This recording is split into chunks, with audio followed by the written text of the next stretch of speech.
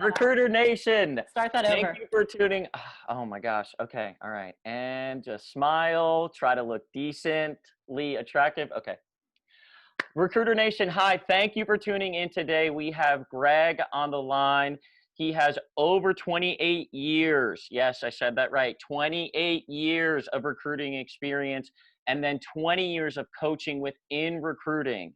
A big focus for him is solopreneurs to small business owners in the recruiting space, helping them add more revenue to the bottom line. He is a deep wealth of expertise.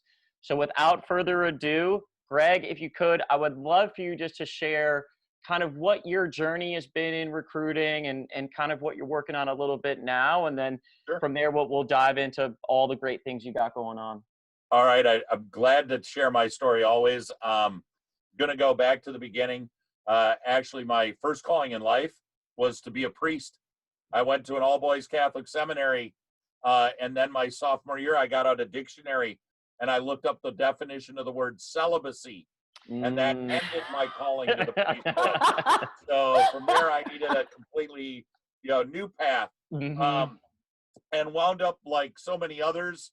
I actually got a degree in hotel and restaurant management, emphasis in culinary arts. I was an executive chef. I was running a sports bar, met the girl of my dreams, and one day she said, "Hey, when are you going to get a real job?" And I said, "Okay." And I put together a resume. My dad found it. It went through 6 or 7 friends of his. And suddenly I'm getting a call at 7:30 one morning going, "So tell me why you want to be a recruiter." And I'm going, "Dude, there is no way I want to join the military," because that was the only recruiting I had heard of. He said, "No, let me explain." I agreed to meet him at 10 o'clock that morning. And by 3:30 that afternoon, he had offered me a job, and I accepted. So I went from not knowing what a recruiter is at 10 in the morning to I am one, 3:30 in the afternoon. That was 28 years ago. My specialty when he hired me was, "You're going to become the cheese guy."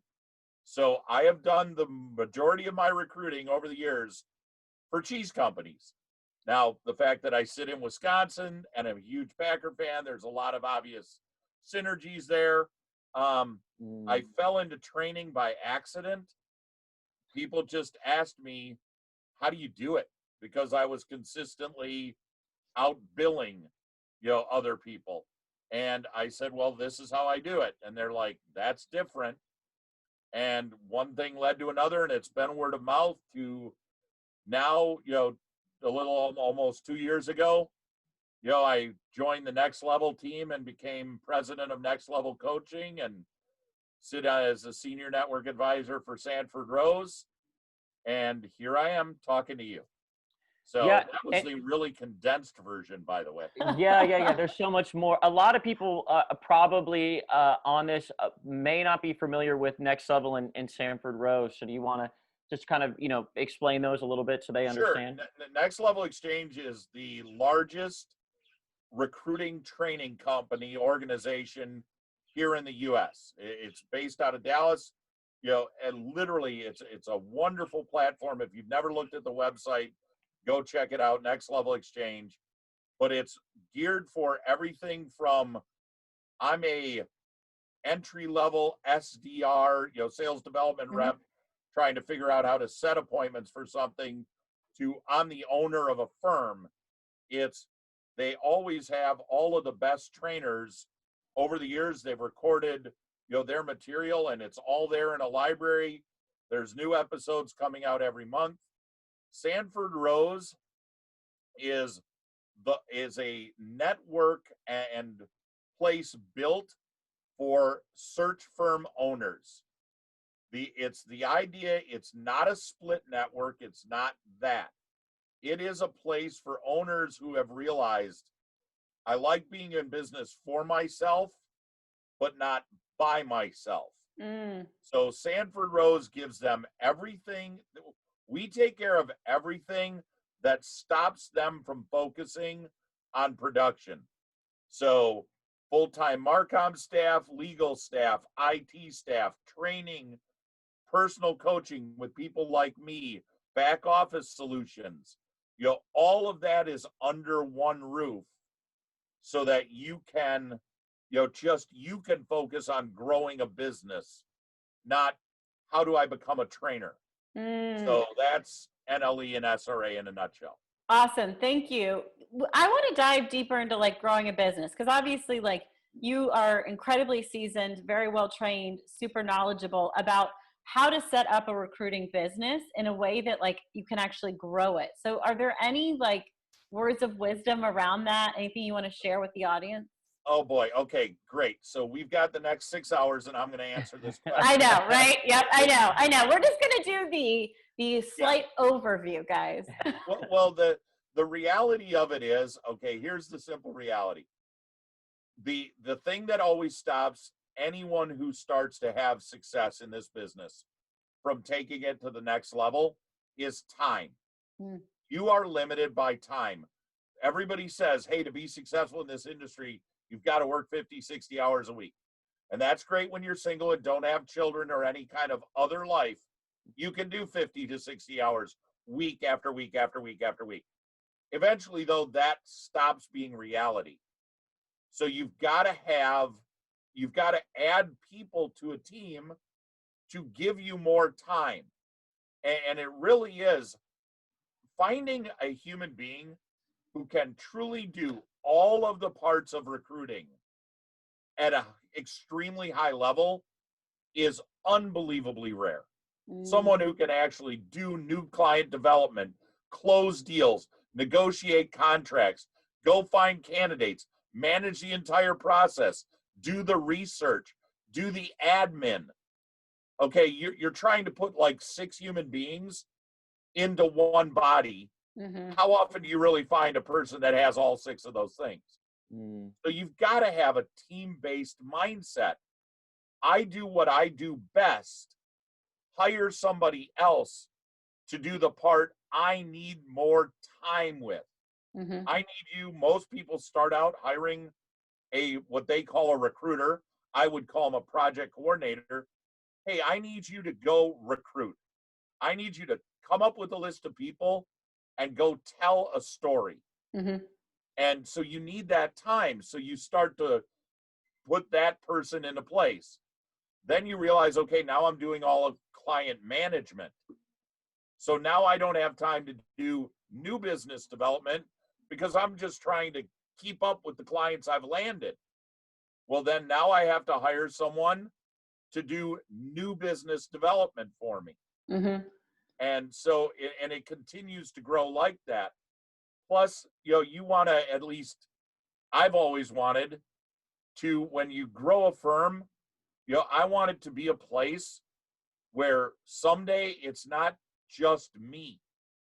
I don't want to be like the only one who's having success and everyone else is just, hey, you're getting paid. No, I want to grow other successful practices inside these 4 walls and have someone who came to work for me 5 years ago is now running their own practice. So how do I grow those people up? And it's all through this idea of a team-based approach. It's getting the best people and it's having a defined process. I mean, one of the biggest mistake I watch recruiters make is they do things as needed.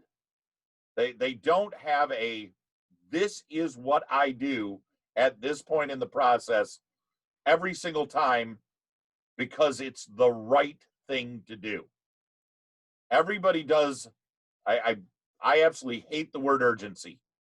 Every recruiting firm I know, speed to market, urgency, got to be fast, urgent.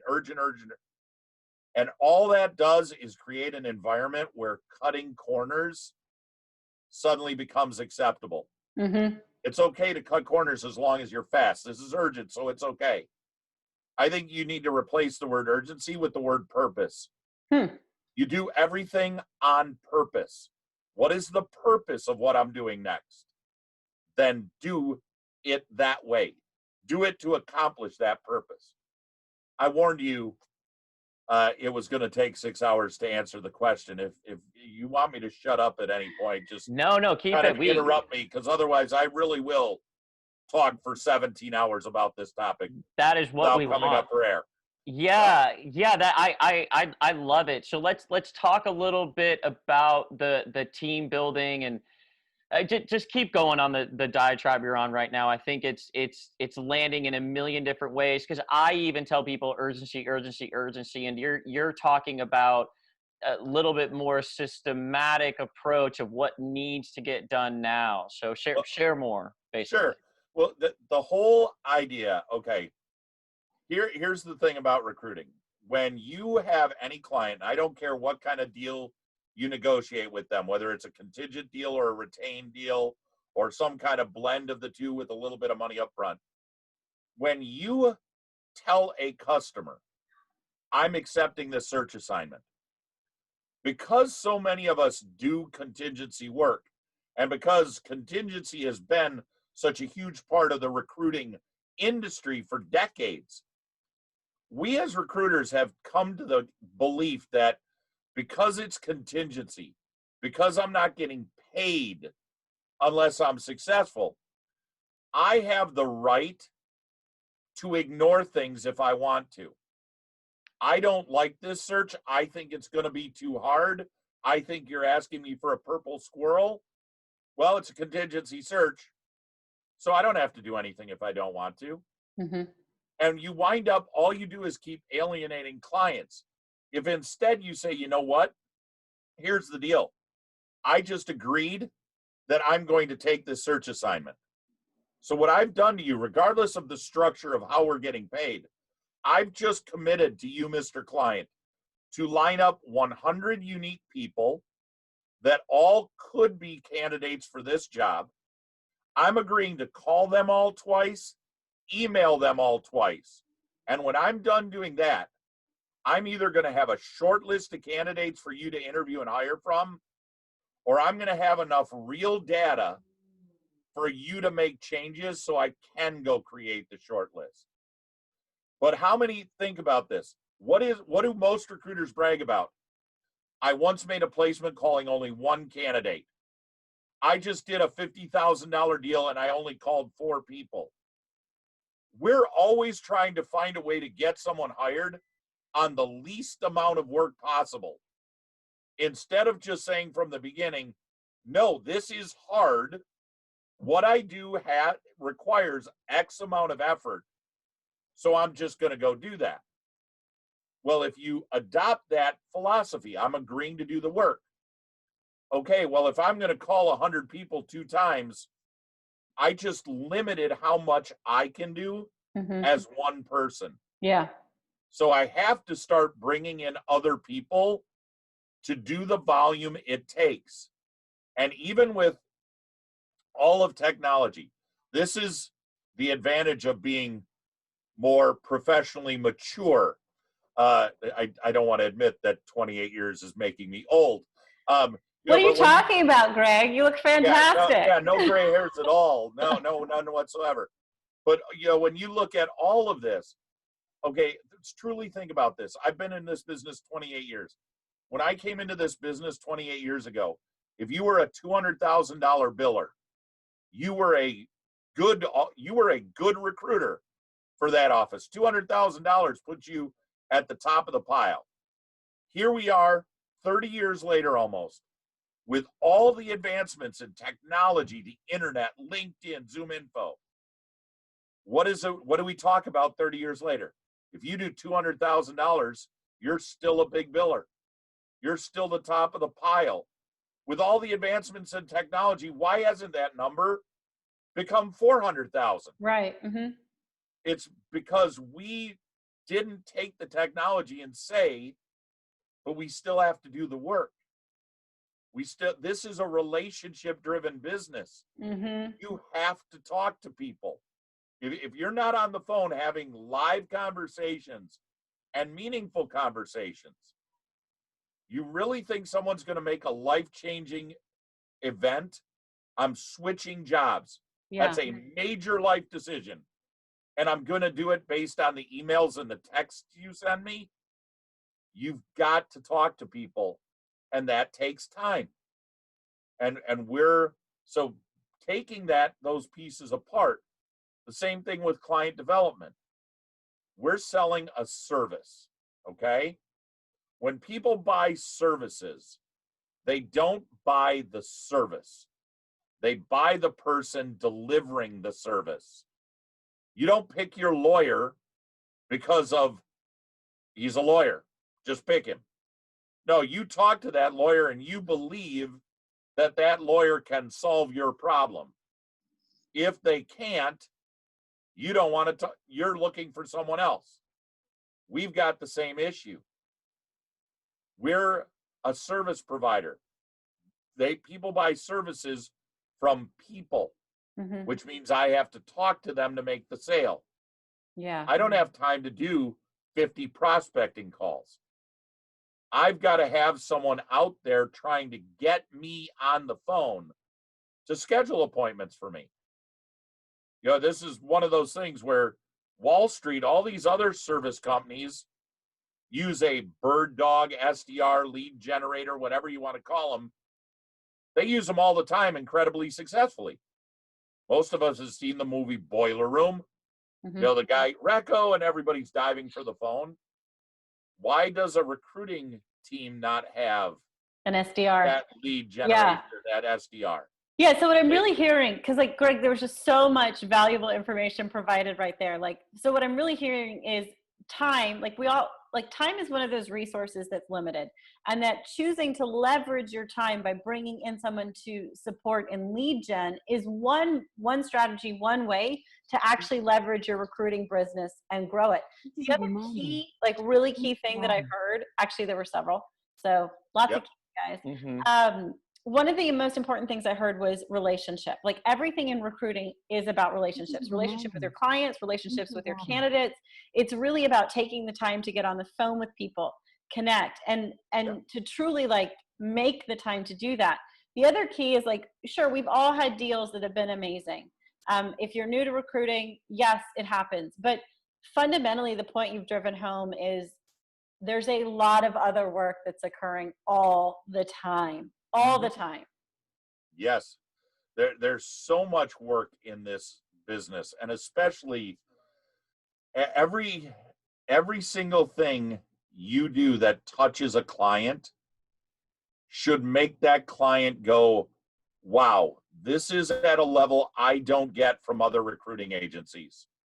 To deliver that takes time. It takes a plan. It takes a process, and it takes manpower.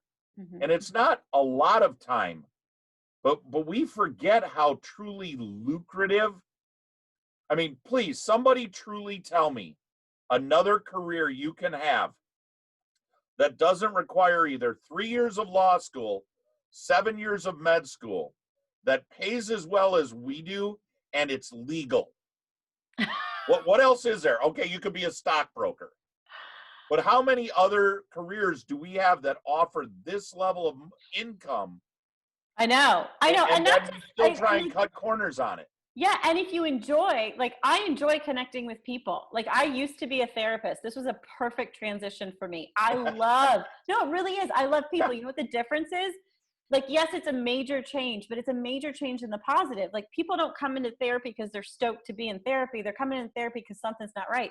People making a career change could be looking at what's the next growth opportunity or step for me. Yes, there might be stress below it, but there's excitement too. Well, this is absolutely a job where when you do your job well, you should sleep great at night.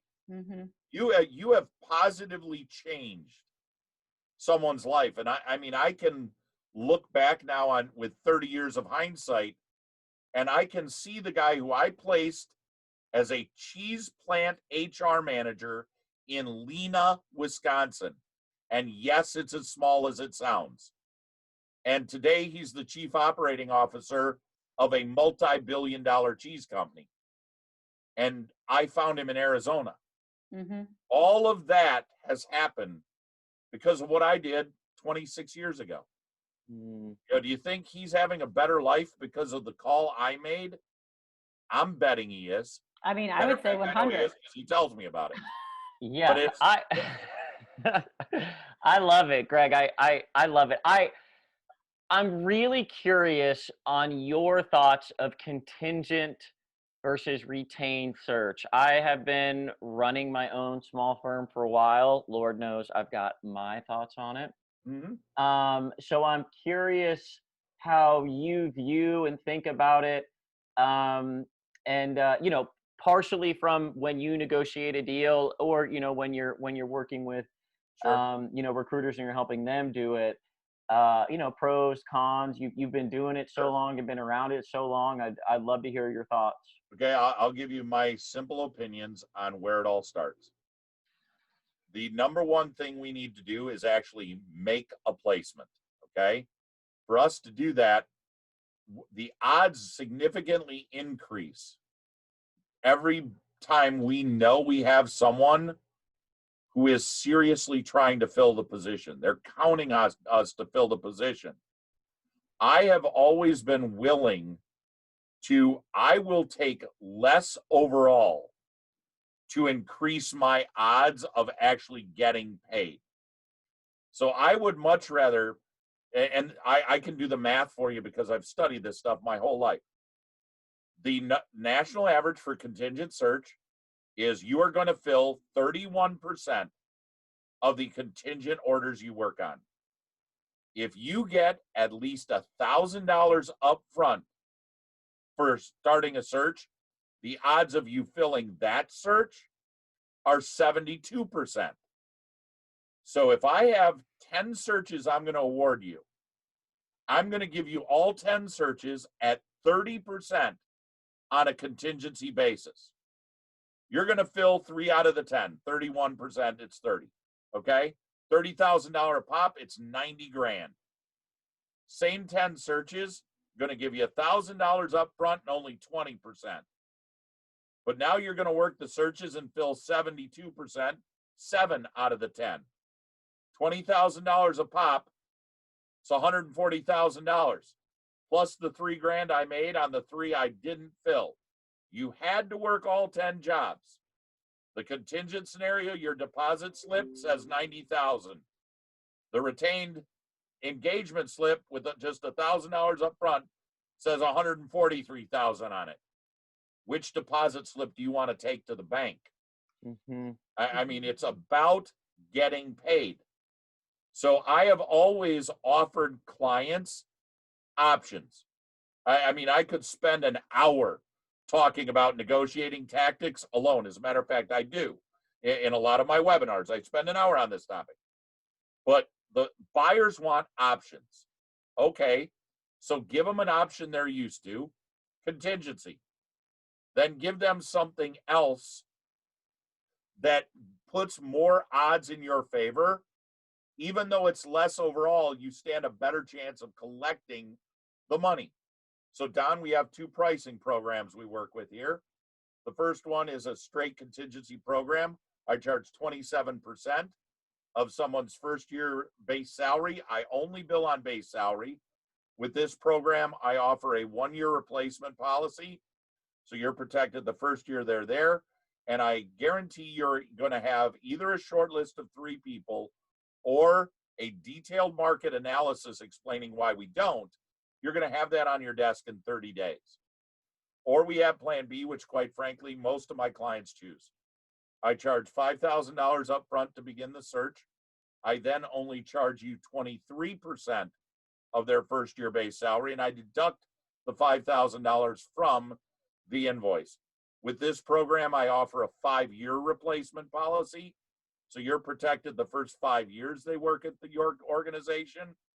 And because of your commitment up front, I'll have that short list or the market analysis on your desk in the next 15 days. Which of those 2 programs would work better for you? Mm-hmm. That if I give them the options, yeah, and I know exactly what Todd's about to say now. Excuse me, did I hear you say 5-year replacement? I know. I was like, I thought you meant 5 weeks, right, Greg? No, I offer a 5-year replacement policy on my retained work, on my upfront money work. Now, people always ask, is it a money back program? No, it's not money back, but it's also, in my opinion, it is the most brilliant thing I ever came up with as a recruiter. And I'm mad because I only thought of it like 11 years ago. I love this. So I've done, I've done 6 month, I've done 12 month. I'm I with have ya, never done 5 like, year. yeah. And I'm huge on retained search. Like I do not like doing contingent. I cut my teeth on contingent. That's fine. And Well, I'm at I the don't same, want contingent search either. yeah. So like, Nobody wants it, but you have to do it sometimes to prove yourself. yeah. Are you really a good Agreed. recruiter? Agreed. Yep. And I we're completely in alignment here. I'll say, hey, look, I get it. You haven't worked with me before. We'll do a contingent. I'll deliver on it. And also, I want retained because I really do want to be dedicated, and Yeah. I focus on that. Okay, 5 years, dude. Okay, What you got to are understand we how it works. talking about here? You got to understand how it works, and you have to think about it. I mean, you really, okay. Yeah. So it's a staggered program, and this is basically the way it works. From day 1 to day 30, if they leave in the first 30 days, I get 60 days to find your replacement. If I can't, I will refund 100% of your money. Why do I refund 100% in the first 30 days? Because the simple reality is I always do everything based on reality. 98% of the clients out there all have the same thing. Our terms are net 30. You are always offering a 100% money back guarantee until the day you have the check in your hand. Yeah. If that guy leaves before they mail you the check, you are not getting the check. It's not going to happen. And no, I don't know of any recruiter who would actually pay the money to go to court to try and win that they owe me this check. So why not give away what we already do? Yep. Day 60 to day 90, find a replacement. If I can't, I will give you 50% of the money back. From day 91 to day 180, 60 days to find a replacement. If I can't, 25% of the money back. From 6 months to 1 year, if that person leaves, I will find you a replacement. I'm going to charge you, but I'm only going to charge you half of whatever the original fee was. Because there isn't any recruiter alive that if you have a customer, a client, whatever you want to call them, and they came to you, Greg, I don't know if you heard, Brian just left. I know he's worked here 8 months. It was a family situation. There's nothing we could do about it. We understand. We know he's past your guarantee period, but we need another Brian. Can you help us find him? And by the way, we just paid you $28,000 7 months ago. Is there anything you can do to work with us on fee for this? Any recruiter who wants a long-term client is going to make a deal with that client. So all I'm doing is putting it in writing in advance. Yeah, reality. Yeah. Yep. So that's 6 months to 1 year. From 1 year to 5 years, if they leave for any reason, including being promoted. So if they leave the role I put them in and get promoted to something else in the company, I will find you a replacement for 90% of the original invoice. And I want you to think about this for a minute, because how many recruiters work with smaller companies on one-time deals? Mm-hmm. How many people work with a company where your point of contact leaves, they get promoted? I track every candidate I place. I call them every 90 days to check in. Okay. So one of my guys gets promoted 3.5 years into working there. I can call anyone at that company, the current HR manager, the current VP of Ops. Don, hi, this is Greg Doersching. I know we've never spoken. I'm the recruiter who placed Brian with your organization 3.5 years ago. I don't know if you're aware, but I am under contract to find a replacement for him if he left that role within 5 years. Mm. So I want to find out if you leave that voicemail and say under contract and discount in the same voicemail, how fast are they calling you back? Think about this. When the candidate gets promoted, what's usually the first thing they have to do? Find their own replacement. Brian, I know you're not aware of it because I placed you, but when I placed you, I actually agreed to terms that if you left that role within 5 years, including getting promoted, I would find a replacement for you at a discount. Tell me what you're looking for in the replacement, because I've got to find the new you. Mm-hmm. So now I'm fine, and I want you to. Here's the part where you're going to cry. Think of all the places you've worked over the years. How many of those people left in the first 5 years or got promoted? All If of them. you could go back to them and get 1/3 of those searches a second time at 90%, think of the money. Mm-hmm. Think of how many more deals. Think of all the ways you have now to build instant relationships with people that fell through the cracks over the years. This is why I want to bang my head against the desk every time I describe this, because there is absolutely zero downside to you. And think of what you get during a marketing conversation. Yeah. Yeah, other recruiters are arguing, what, 90-day replacement, 6 months? Yeah, we believe in what we do. We offer a 1-year or a 5-year replacement program, depending on what kind of search you want us to do. Excuse Yeah, me? this is awesome. Wow, I'm so happy that we decided to do this interview series. So, okay, when you're following back up and you're doing the replacement, I'm assuming you're just doing that contingent, like you're not making them put down a retainer again, or are you talking about that?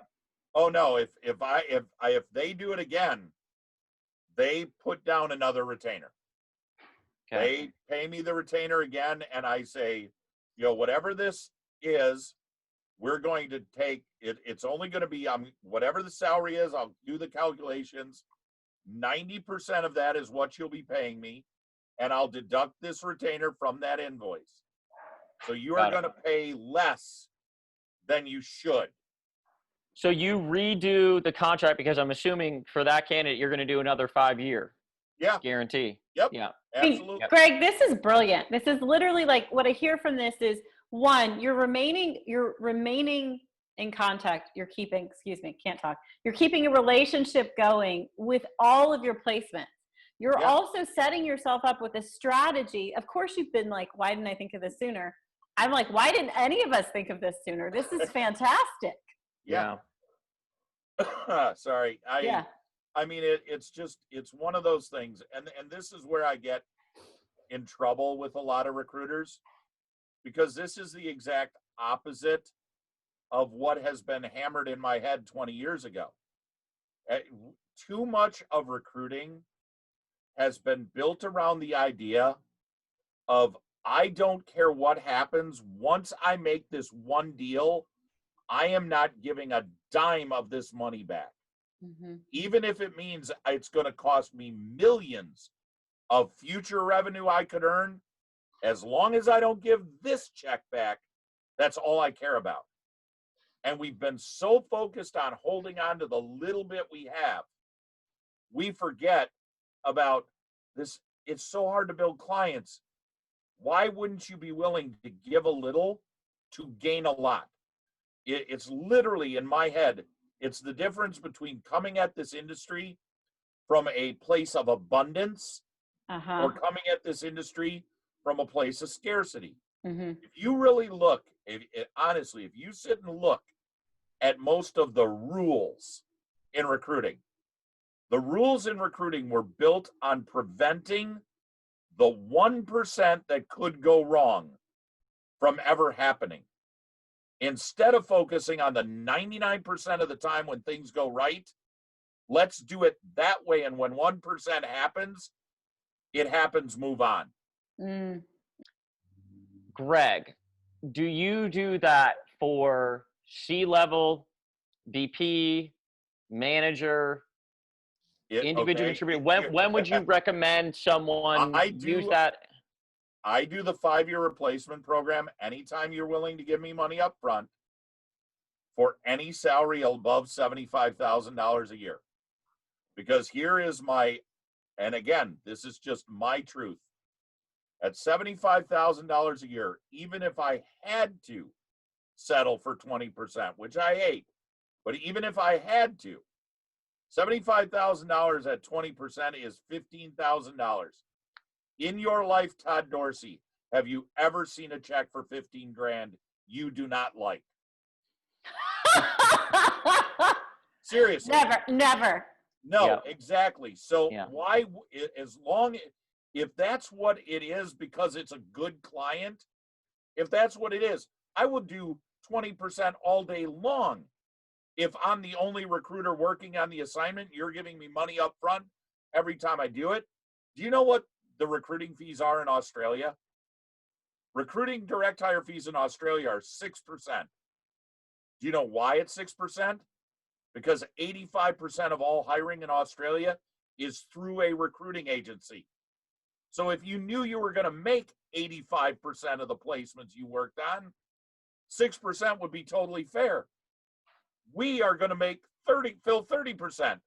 So we have figured out a way to try and charge people who we are successful with 30% of the time enough money to make up for all the work we do when we fail 70% of the time. Yeah, we amortize the losses, which is what I always talk to a client about. I go, I'm not here to make revenue off you to make up for all the other failures. Like, I want to just show up for you and be dedicated to getting you a result. Where can someone learn more about how you think about this? Definitely by going to Next Level Exchange. And you'll find me on there. There's all kinds of programs I offer. My email is on there. I mean, look me up on LinkedIn. There's only one Greg Doersching on LinkedIn, trust me, and you'll figure out how to spell it. But you can find me everywhere. Kate was about to ask about I know. You're a mind reader. What's your I free can tie gift? both things together. What I'm giving away is, whoever gets it, whoever wins, I don't know exactly how we're giving it away, but whoever gets it is going to get a free entry into what I call Christmas classes. I use the first 2 weeks of December to really focus on let's get better for next year. Everybody I know is going to go into downshift mode in December. What's done is done. You might put a last minute bow on something, but everybody is going, okay, I got to get ready for next year now. So let's get ready for next year better. So it is literally 17 hours of me. You will get 8 hours of hearing me talk about the client development side of recruiting, 9 hours of me talking about the recruiting side of recruiting. It happens the first 2 weeks in December. It's usually like $575 for someone to join, which quite frankly, I think it's peanuts. I think it's a joke how little I actually charge to walk you through, here's how I do this. I mean, if any of this honestly came across to who's ever listening as brilliant, okay, I've got 17 hours of brilliant, and you get it for $575. Make one deal, and it's more than paid for itself. And my mentality is, I believe people who go through my training, you should get +1. One extra deal a quarter for sure, from just putting into play the basic things you're going to learn from me. You really follow what I do, we're talking +1 a month. We're talking you're a $90,000 a year person now, I could take you to 200. You're 200, I'll take you to 4. And then we'll build a team around you. I mean, yeah, this is phenomenal. Y'all, to enter to win this opportunity, which is obviously huge, just scroll below, click the link. It'll take you to the form so you can enter. Here's what's really key. Like clearly, like Greg has brilliant strategies, like things that are innovative in a way that like my mind is blown, like things I've never even thought of, and a way of like of course, like if you would just absolutely basically double your income for sure in choosing to work with Greg. And then Greg, for you, what's the biggest takeaway you want to leave our audience with? If I could give one bit of advice to any recruiter out there, if you want to do one simple thing, you have to learn how to block out time for the things that are furthest from the money. New business development, new recruiting. And you need to have a legitimate strategy. You've thought about, here are the people I'm going to call Monday and why. And then you dial those people on Monday. If you hear me talk about planning, I don't expect to make a single phone call on Friday. I always will, but I'm never planning to make one, because all I'm doing on Friday is planning the 200 calls I'm going to make Monday, Tuesday, Wednesday, Thursday. And actually it's 150 calls because Thursday is callback day. But I walk in the door. I never walk in the door on a Monday morning going, okay, what am I going to work on this week? I walk in the door and I'm like, I'm ready to go. Here we go. Dial, execute. And if you legitimately did the work, there's zero reason why your income shouldn't be 6 figures and above. So that's my greatest takeaway. And if you want me to explain it more, we better have another hour and 10 minutes of recording time here, because that's where it's going to be